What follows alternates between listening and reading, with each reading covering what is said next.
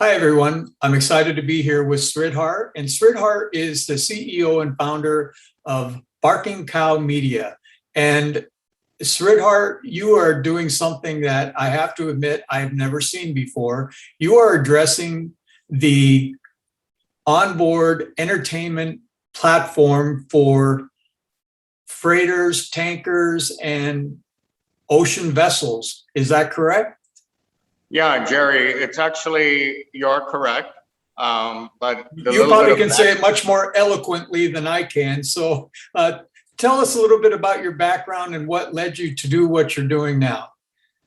Okay, so I've been in the media business for about 35 years.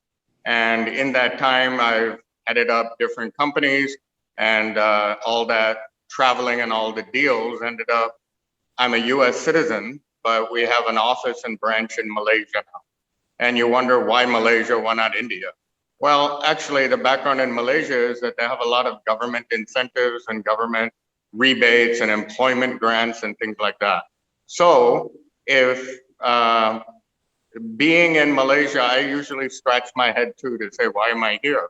But, you know, God has a plan for all of us. And the path is that the climate and environment for Malaysia led us to this deal. After 35 years of licensing content, producing content, working with all the major players in the industry, I've even headed up a couple of companies, UTV, for example, in India. That was the largest company that I was president of. And we did some really innovative deals at UTV. And those deals, I was the architect of many of those deals. And that strategic input, the deal flow, all that allowed the chairman to sell the company to Disney for over $1 billion. And that was only after 3 years of being in the company with them. So then my fortunes and wind led me to set sail to Malaysia. And in Malaysia, I realized that, you know, we can be making movies, we can be producing shows, there's a content supply channel that is always needed. But other than a 20-30% return and with a little bit of degree of risk, there isn't much long-term scalability in that. Keep making, you know, Bollywood movies or American movies or whatever the case may be. So I came about the realization that if everything in let's say everything in the world now, content is licensed or pirated, that's one or the other. We want to get away from the piracy because that doesn't help anybody, it hurts the industry. So if you look at the whole world, when Jerry, you and I travel, you basically have 2-3 choices of any country you go in. You can watch Netflix, you can watch something on your hotel pay-per-view, you can get a TV channel, 100 TV channels to your house, but those are all residential licensed content. The only place in the entire world is commercial freighters and ships where there is no content to have. So what those guys do, because they're in the high seas for 30 to 60 days, they actually get a bunch of DVDs or nowadays they load them up on a drive and they take it to the ship and they play it on a TV monitor in the lounge. So to answer your question, to be specific about it, the only place left in the world is commercial shipping. Everywhere else, there's content that's licensed, but in commercial shipping, there's no competitors because the technology hasn't caught up yet with cost efficiency. So for example, in a cruise ship, the equipment that they put on a cruise ship is generally between 500 to 700,000 US dollars for a very sophisticated tracking satellite that it's kind of like a dish on your house, you know, where you get DirecTV or Dish TV. But because the ship is in movement, because there's a lot of other technical variables, that equipment's really sophisticated. And they put that on there because a cruise ship has 3,000 rooms or 2,000 rooms. But what do you have on a freighter? 30 people, 50 people as a crew member, but they're on for 60 days with no content. And so they get pirated content when they go to the lounge or the cafeteria to watch on a general TV. So if you're working and you come in 15 minutes after the movie started, oh, well, too bad. you got to watch what everyone else is watching. Mhm. So what we came up with is a marriage. That's why we call it a marriage of media and technology. What we came up with was the insight that we can structure certain licensing deals with the studios and get content in a licensed capacity. I mean, what we're proposing is a disruptive model. It's nothing there. So it's like the early days of, say, Uber or Airbnb or something. It's something different. And as soon as they start using it, we know that they can't be life without it anymore, you know? Mhm. So we have the technology that allows a Netflix style menu for each of the crew members, and we load up the content we have 50,000 hours of content to choose from. So we load up about 1,000 hours of content available on each ship, so that when a crew member gets on a ship, he scans a QR code at the doorway. That gives him access to all the content on the ship. So when he leaves the ship, he doesn't have access anymore. That's what actually interests the studios, because we're protecting their content, Sure. right? So the idea that, wow, we can implement this and we can roll this out and it's scalable and it's feasible and economically viable. So we took the cost from 500 to 700,000 per ship down to about $5,000 to $8,000, depending on the size of the ship, one-time installation of equipment. So that's like a huge savings, Sure. you know? Yeah, absolutely. And for a crew of 30 or 50 people, very cost effective. And we just have to manage the billing and all that. If we end up saying we're going to bill every crew member separately, then it becomes a residential play. And this is on a commercial vessel. Mhm. So because I've been in the business 35 years and we have a pretty good Rolodex of people we could rely on, we came up with this strategic plan of a B2B solution where we cut down our billing costs and our collection costs, thereby increasing what we can offer as a product at less of a cost. And by being based in Malaysia, it gives us a footprint to satellite connectivity, and people, and the resources of human resources and the grants from the government. We've been there 8 years. We're an 8-year fully audited company in Malaysia. And our background is one of having the largest venture capital fund is an equity member of the company, and they're also board members. So we get all kinds of doors open to us to say, oh, you're going to open a center that starts with 20, 30 people, but you may launch up to 100, 150 people within a year or two, and all viable, but all at a fraction of a cost it would cost in the US. The money we're looking to raise is about $3 million. However, if you look at the plan we're implementing, that same 3 million would have cost 30 to 50 million in the US. But Sure. by bringing in the efficiencies of being overseas, using our knowledge base, using our Rolodex, using all these things, we've now created a very tight, risk averse, but hugely scalable idea and concept. Well, concept's a wrong idea. It's already been functioning. Now we just have to roll it out onto ships. And that's why we're here, to see if we can get some nice partners to join us. Sure. And so, thank you for sharing the background, and you actually already covered pretty much what the problem and the solution is. But let's delve a little more into the solution. So this system, as you said, now you're doing it more as a B2B play. So I'm assuming then that the freighters and the tankers and that will be offering it, then they get charged, and then they offer it as amenity to the crew members that are on the ship. Exactly. They call it hospitality, and I forget the exact phrase they use, Yeah. but it's a benefit to the crew members that doesn't help the bottom line of the ship. Okay, if you look at our proposal, it's about, depending on the package you get, the basic package or the more upscale package with sporting events and updates and things like that, it's about $400 some odd, depending again on the size of the ship. But for that $400 some odd, whether you have one crew member or 100 crew members, they all get to access it. So let's say you have 50 crew members. So what are you paying? $10 a month per crew member for all this content, daily sports updates? It's called near live. It's not live news because live news would require a tracking satellite dish again, but it's near live. So every evening we give them updated snippets of the cricket game or snippets of the World Cup or whatever events going on at the time. So that we found was the number one thing that all crew members miss when they're out at sea, keeping in touch with updates of sporting events, right? So this is a solution for that, along with content. That's great. So talk about the size of the market.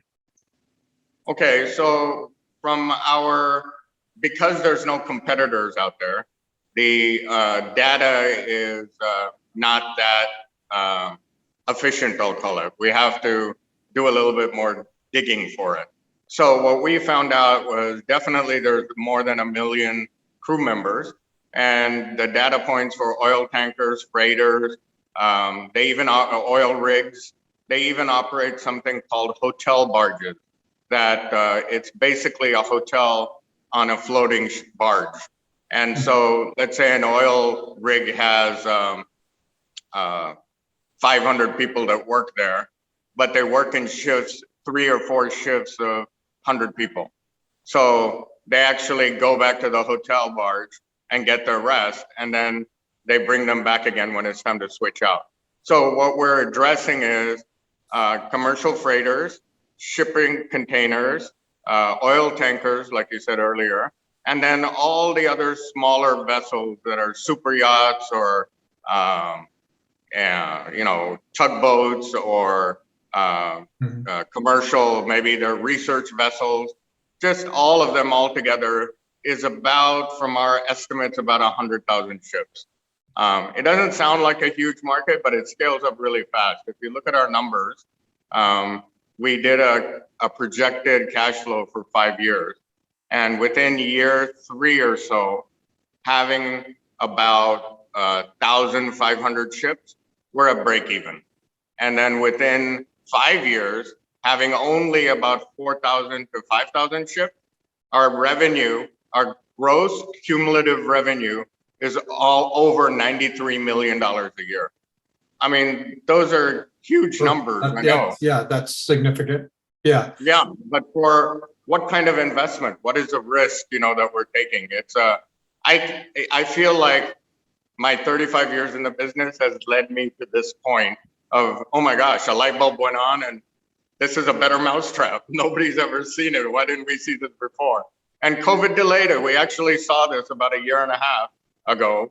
But as we all know, the investment part of it, the fluidity of how you connect with people got frozen somewhat. And if we had this implemented earlier, imagine how many ships would have been happy with especially with the supply chain issues, right? When they're sitting out at sea for 60, 90 days, nothing to do. They're sitting, I think, right outside of where you're sitting right now. There's, living in Long Beach myself, and you're in Long Beach right now. Those tankers have been sitting out there for weeks. And yes, your system would definitely make an impact probably on those guys and women that are sitting out there on the tankers, twiddling their thumbs when they have their off time. Crew welfare. Now, when the market research we did, these ships, when they idle in port, like an oil tanker, for example, different tankers, different ships are different costs. But an oil tanker, mega tanker, sitting in port, idle, is $30,000 a day to maintain.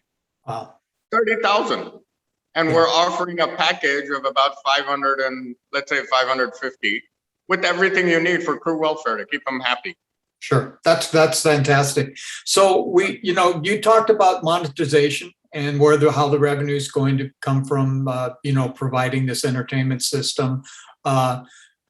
Let's talk a little bit about, you're raising $3 million and what the usage of those funds are going to be. What kind of traction? I mean, do you have interested parties already in this? And kind of talk a little bit about your traction and what the usage of that $3 million fund, the Runway, that type of thing.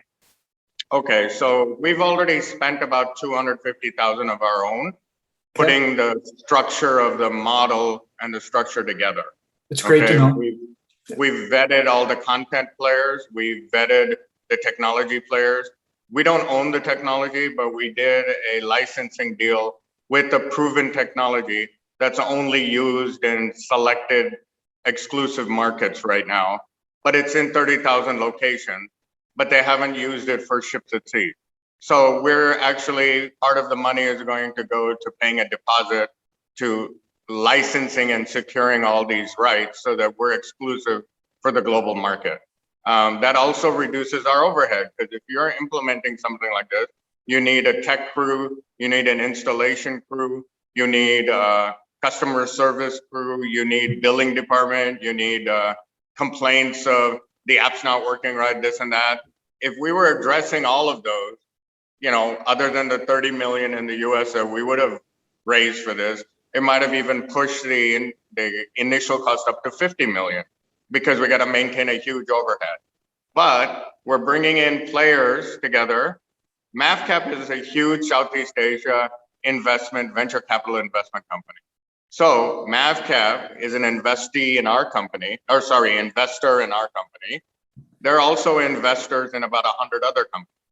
One of the other companies they're investors with used to be co-investment with the Intel group, you know, the chip manufacturer. Mm-hmm. So they invested in a group to create a delivery system for content, but for other areas in the world, not sea-based. So we got involved to connect together and say, you know what, our quote godfather of investment for both of us wants us to get together. So we've been working closely with them for about not including COVID, 2.5 years, including COVID, about 4.5 years now. Okay. So we know each other really well. The product's already proven, the bugs are out of it. This is a whole new rollout of a market for them. Everybody loves it. The obvious question is, well, if MAVCAP is a several billion-dollar venture capital fund, why don't you get the money from them? Well, they've already got an investment in us. They've already given us a blessing for this deal. We've spent the money developing it. Malaysia being what it is right now, they're struggling on their own with COVID issues. So a lot of resources are tied up. MAVCAP is they call it a government linked company, meaning that the Ministry of Finance actually provides most of the funding for MAVCAP to invigorate and increase the economy. We're one of those companies. We're the last media vertical that they invested in. After us, they didn't invest in any more companies directly. They're investing in group funds. So because their climate has changed, we've been told, sure, you go spend the money to develop it, but raise the money, bring in some other partners, and we can come in on the next level of round of financing to, you know, help push you up higher. And that makes complete sense. Oh, sorry, go ahead. No, I was saying that makes complete sense. Yes. Yeah. So I think I answered your question. Yeah. Okay. Yeah, absolutely. That answers the question. And so what's the runway look like then for that 3 million?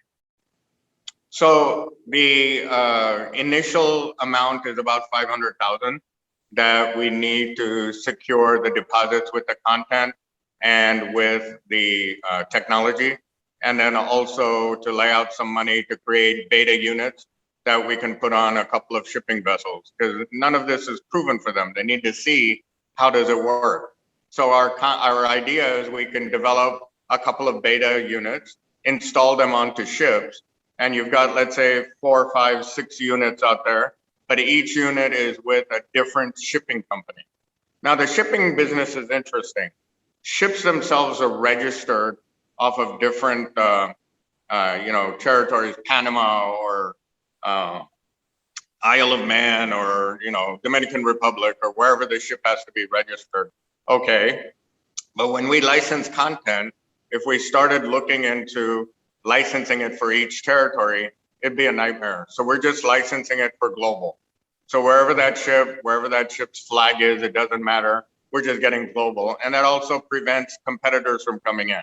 So to specifically answer your question, the first 500 goes in the first 18 months, 12 to 18 months to implement the beta units, put them onto ships, get them excited about it. And then the management companies, they actually control, these ships are hundreds of millions of dollars or tens of millions of dollars, depending on freight or oil tanker or whatever.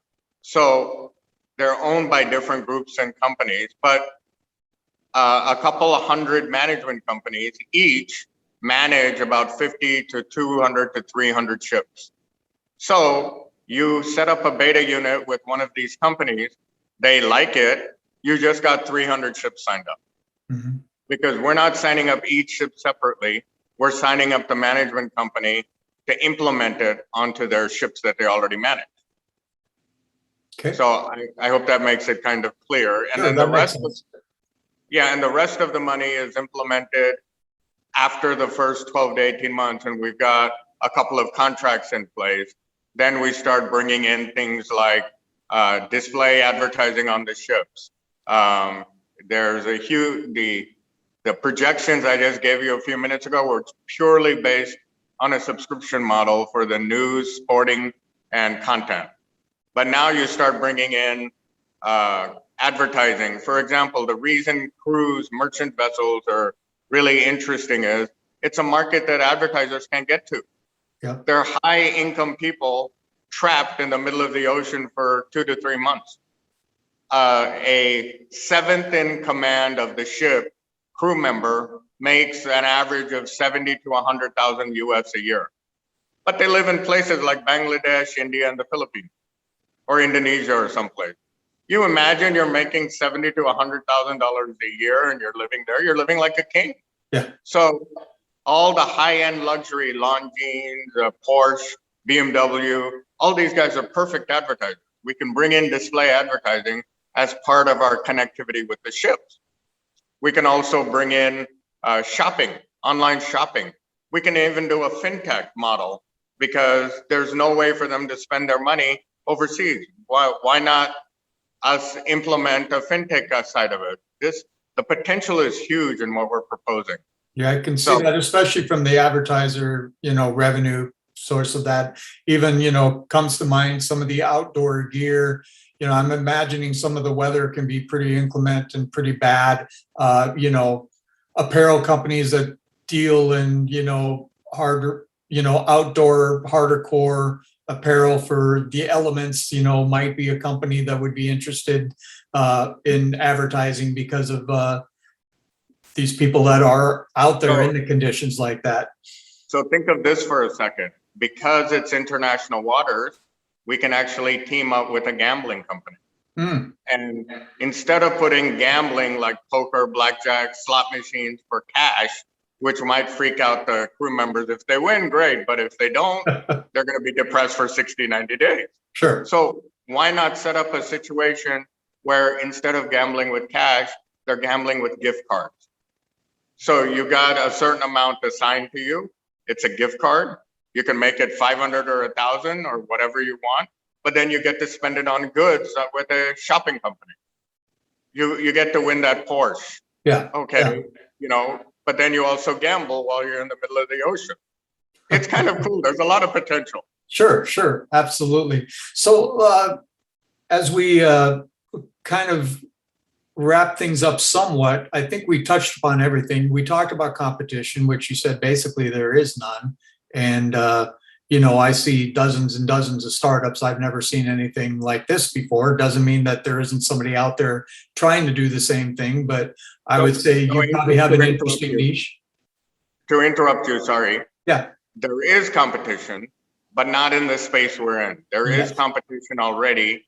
There's a service, for example, that gives a tablet that's connected with a satellite service to download movies while you're watching it. Oh my God, you got to pay for the download time from a satellite? That's not competition. I'm sorry. They've been struggling for years. We actually talked to them a couple of years ago without telling them what we're doing, how we're going about implementing, and they wanted to buy into our company. And I was like, no, you know what? That's okay. You've been trying to do, they also do schools and hospitals and things like that. You haven't been able to put it together for 30 years. We're not about to give you the secret formula, the secret sauce, sure. So to speak, Right. Sorry for interrupting. Go No, ahead. no, that's fine. Thank you for sharing that. So, yeah. And I would imagine then, as far as looking long-term, when we mentioned the four-letter word exit, there's tons of possibilities and potential there with all the huge media conglomerates and everything that are out there. I would imagine would be all potential strategies there. Well, yeah, sure. So for example, Outside of IPO. somebody pointed out, why, if I'm a crew member, why can't I watch Netflix on my phone? What do I need you? Well, you're in the middle of the sea. There's no Wi-Fi connectivity. You need Wi-Fi for Netflix. And the second item is Netflix content is all licensed and created for residential use, not for commercial use. This is commercial use. Okay. So it's a disruptive model that we're using. There's still a few things we have to work out, kinks, but 35 years in the business, everyone I've talked to, it's a very low risk model. Let's put it this way, because of COVID and all the other cash flow issues, if we had the 500 in our own reserves, I wouldn't be having this conversation with you. We'd just be implementing it. We already put up 250 of our own. We believe in it. It's revolutionary. So yeah, it's exciting. It's why did I pick this business? There's got to be something more than paying the mortgage and keeping all our employees fed. This is the reason.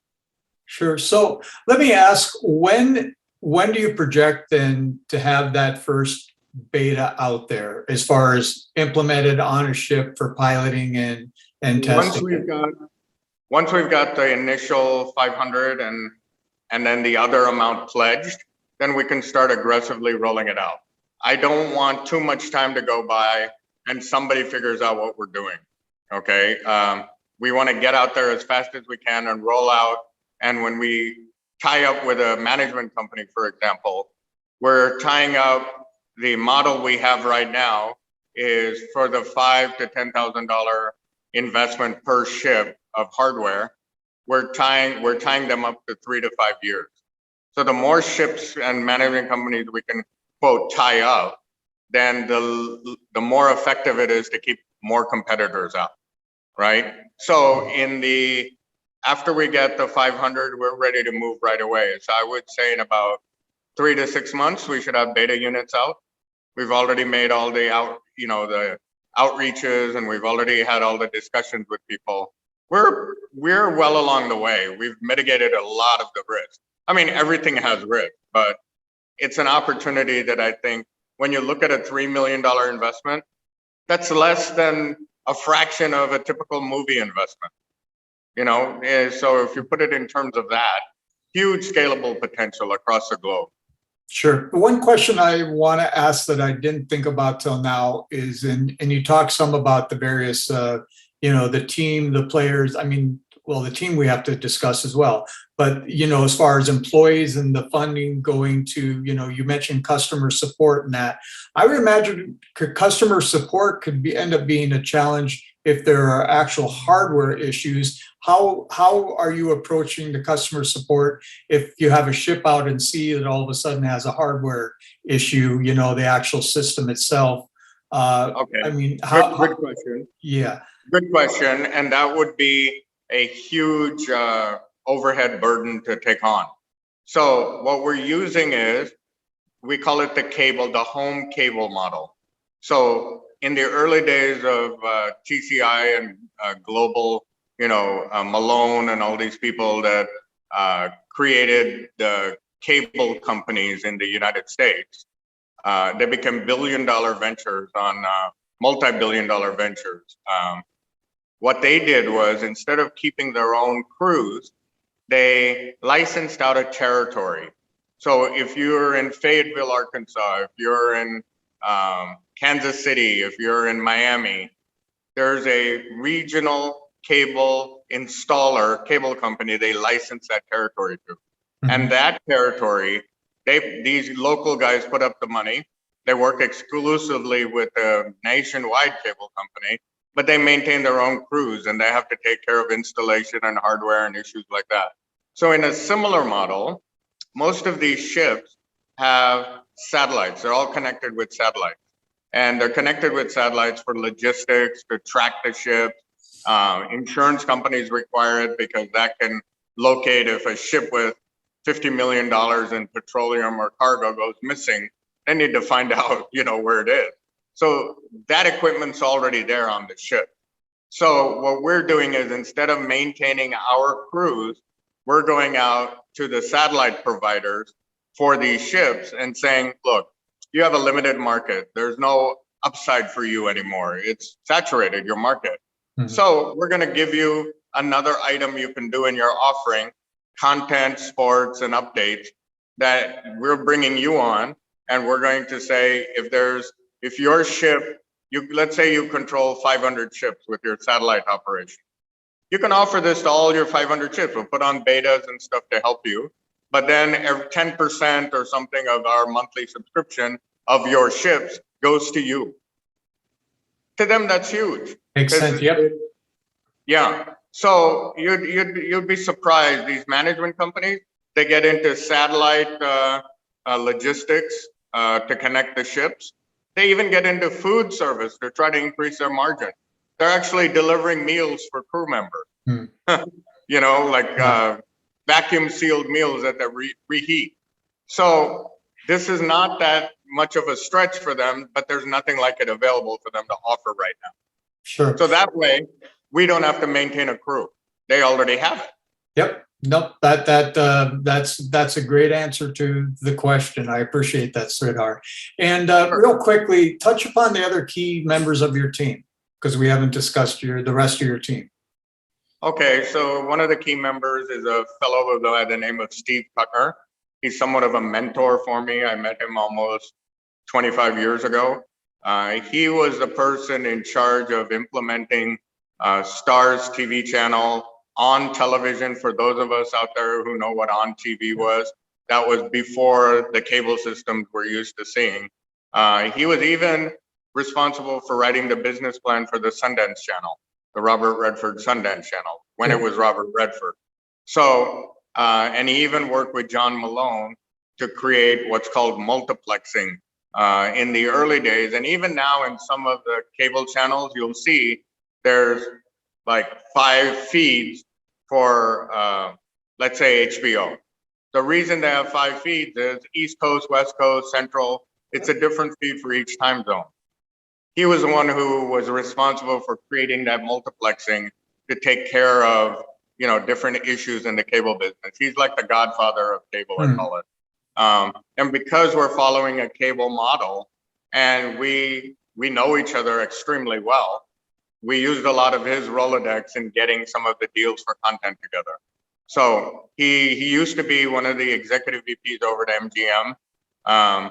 He was also responsible for, he's always been a consultant. He's never taken other than MGM. After that, he was a consultant. But he was in charge. He was a lead of all the content decisions. So for example, Sprint Telecommunications, when they went into the model of delivering content for hotels and delivering content for other commercial customers of theirs, Steve was brought in to implement it. Okay. So he's a perfect fit for what we're trying to do in a new marketplace. Absolutely. Yeah. And then, of course, because he's been in the business so long, he knows all the major players who, while we grow up in the business where you have our own Rolodexes, but different people end up, I call it a wave theory, in that there's energy that's flowing around in the universe, and there's good energy and negative energy.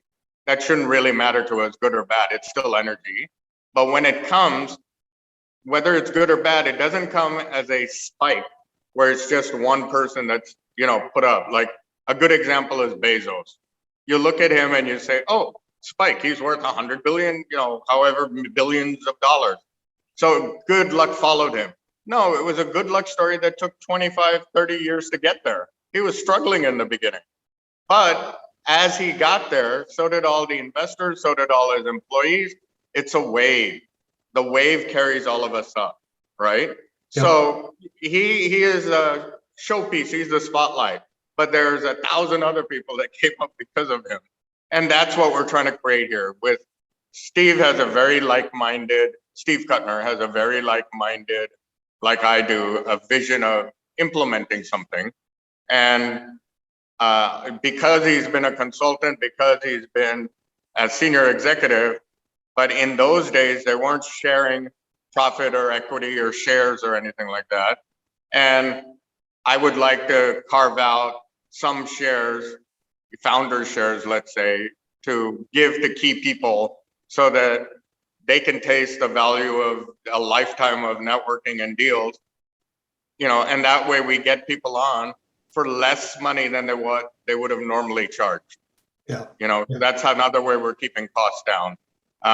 So Steve Kuttner is somebody. We have a couple of people. It's in our executive deck, but there's a Rushton Ramli, for example. There's also Fayez Mohammed. These are Malaysian-based people. Fayez is a post-production satellite delivery person. He works with TV3 and Astro Communications in Southeast Asia, and he's currently a producer, but they load up content that ends up going on all the satellite systems. And he has a special effects and post facility. So we're using him as the head to create a information sports desk where we can produce 4-hour block of sports, news, updates, clips, and we can use him and the company in the beginning to reduce our overhead, but also supply a 4-hour every day at midnight. We upload that into our servers so that all the ships get near live updates in sports and news. So he's the one, he's got about 15 years, 20 years experience in that. So, and he knows how to get a value out of Malaysia. And the other reason we have a couple of good, talented Malaysian names is because the Malaysian government is happy to give subsidies and grants for companies to come in to set up operations. So for example, they recently did that with Sony to set up a gaming operation center in Malaysia. They also brought in a couple of special effects companies that were based in Malaysia that grew into multi-billion-dollar companies that had studio contact. Those are all supported by the government. The largest Uber copycat in the world is a group called Grab. Grab's initial funding actually came from Malaysia, the Malaysian government, and they're based out of Malaysia, but now they're a $13 billion company in 11 countries in a period of 5 years. So the more we put local talent, and local talent means Malaysians, Chinese, Indians, they're all in that region, then the more incentives and subsidies we get from the government. Absolutely.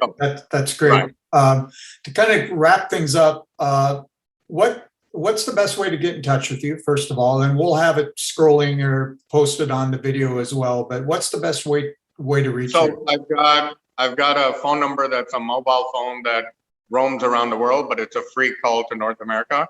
It's also my WhatsApp number. It's 646-258-8519.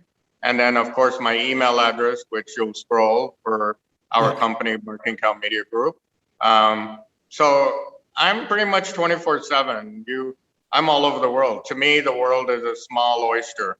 And wherever you go, you make the best of the situation and the subsidies and things. So we're a global world right now. It shouldn't matter that we're sitting in California now, or tomorrow we're in Malaysia, or the day after we're in India. It's all connected, right? And my birthright is being Indian. I was born in South India. But here I am thinking that I'm bridging a Western and Eastern world together and bringing all the efficiency together to create an opportunity for all of us. Well, that's great. I love what you're doing. It's unique. It's something different. It's always great to see fresh, new things that one hasn't seen before. So I wish you the best and much success, which I'm sure you will have. And I look forward to meeting you in person here soon. And again, thank you for your time. I appreciate Tycon for giving us this platform and helping work with us. And funny enough, about 23 years ago or 20 years ago, something like that, the early stages of Tycon, I was actually on a lot of panels in New York. And I was impressed when they were able to get 130 people standing room only in to come and hear us. Then I found out in the room next to us is Reliance, the head of Reliance speaking. And I was like, man, I want to be sitting in that room. So every time you turn around, Tycon is very interconnected and really helping all of us. And hopefully I can contribute something back. So thank you for I'm sure allowing you me will. to join the group. Thank you, Sridhar. Thank you.